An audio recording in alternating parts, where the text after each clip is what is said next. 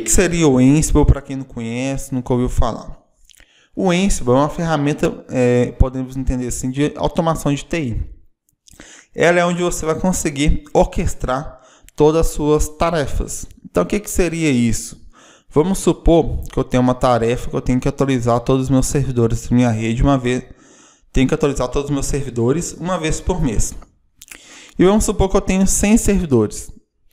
Imagina se eu tivesse que fazer isso de forma manual, acessando um servidor por vez. Ficaria um pouco inviável, né?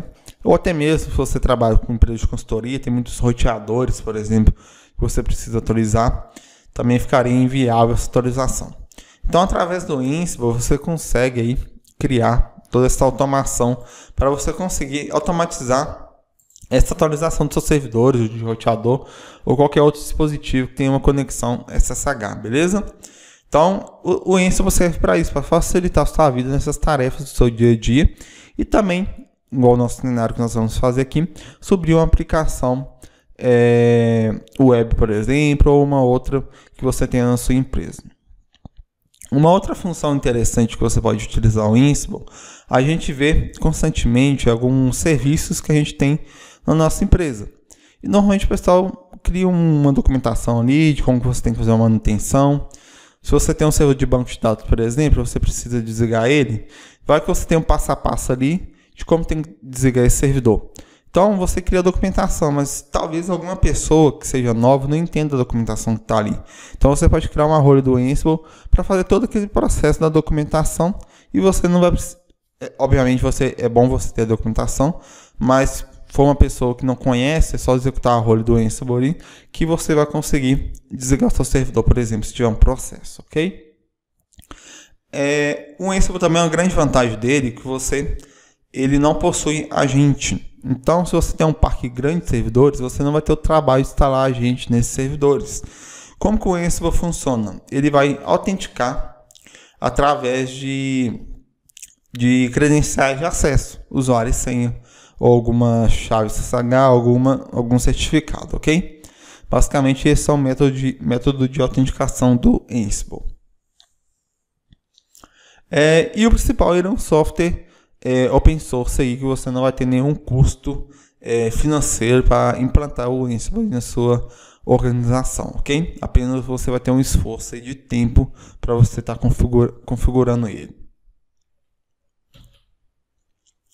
Bom, aqui eu coloquei um pequeno vídeo aqui mostrando como que a gente consegue um pequeno vídeo mostrando aqui como que a role do Ansible é executada.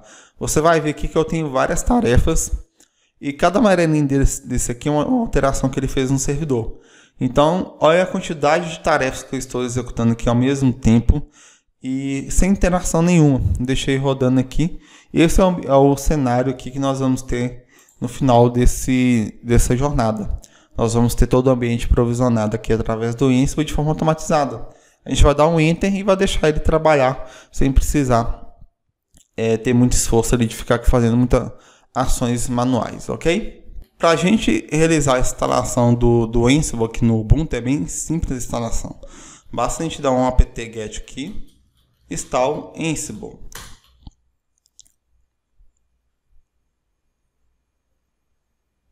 Ele deu um erro aqui, porque antes da gente dar o apt-get install, a gente tem que dar aqui um apt get update, para ele atualizar aí os repositórios dele, ok? Após a atualização do repositório, a gente consegue realizar a instalação do Ansible aqui. Ok, atualizou. Agora eu vou voltar aqui no comando apt-get install Ansible. E agora sim, ele conseguiu identificar o pacote do Ansible. Eu vou dar aqui um yes para confirmar e ele vai fazer a instalação.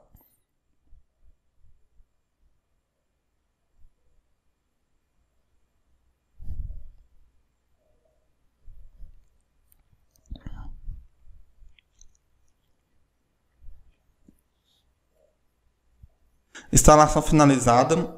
Agora, como que eu posso testar se o Ansible está funcionando corretamente aqui? Duas coisas. Primeiro, eu posso dar aqui um Ansible. Deixa eu só limpar a tela aqui antes. Ansible --version, ok?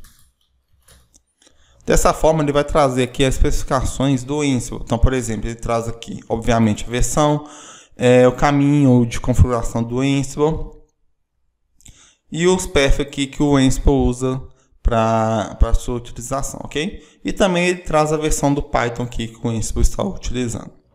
Uma outra forma, eu posso dar aqui um Ansible localhost -m ping, que é um módulo que eu posso utilizar aqui para ping. Então, nós podemos ver que localmente ele conseguiu dar um ping nesse servidor. Obviamente, esse é um teste local aqui, a gente não está configurando nenhum servidor externo. Só um detalhe, no Ansible aqui nós temos o comando Ansible, ok? E também temos o comando Ansible Playbook. E só o Ansible ele é chamado normalmente de ad hoc. Por quê? Se eu der um comando Ansible aqui, você vai ver, deixa eu só daqui.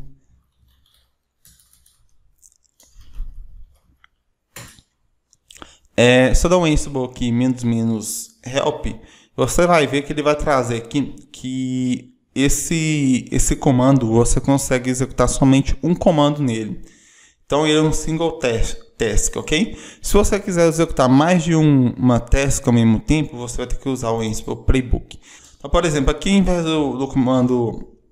Então aqui, em vez do módulo ping, eu tenho outros módulos aqui que eu posso utilizar. Eu tenho um módulo aqui do apt, por exemplo.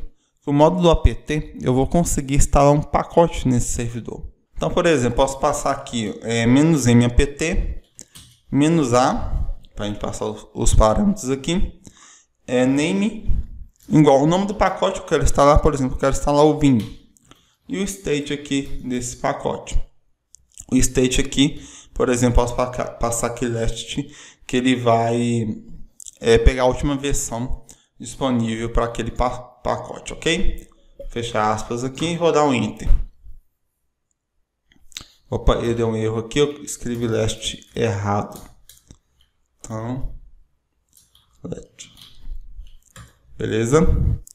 E você vai ver aqui que ele deu um ok já, porque o pacote do Vim já existe nesse servidor. Deixa eu tentar passar aqui o pacote do NetTools, ver se ele instala aqui.